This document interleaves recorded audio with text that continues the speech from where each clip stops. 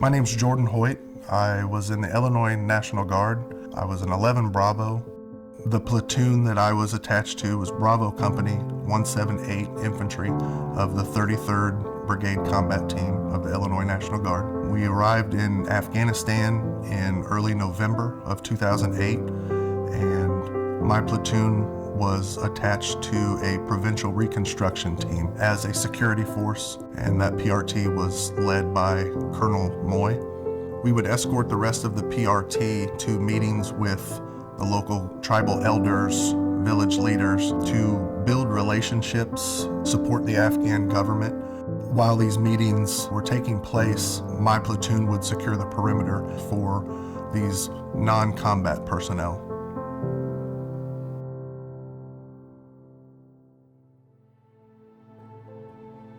On the night of June 6, 2009, I was roughly 7 months into my 8-month deployment.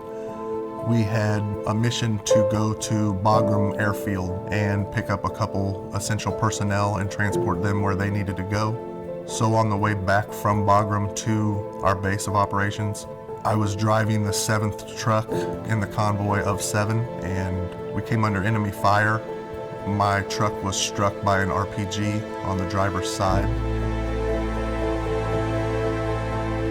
The explosion came into the cabin of the vehicle and did significant damage to my left leg.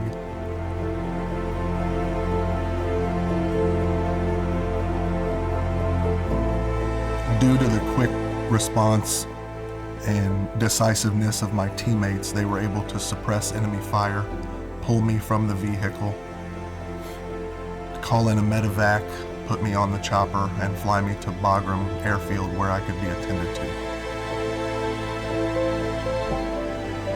It was roughly 2 weeks later that I woke up at Walter Reed Army Medical Center. I had been in a medically induced coma, and my mind was spacey. I wasn't clear on what was going on. A few days after waking up, a visitor came, and it was Colonel Moy.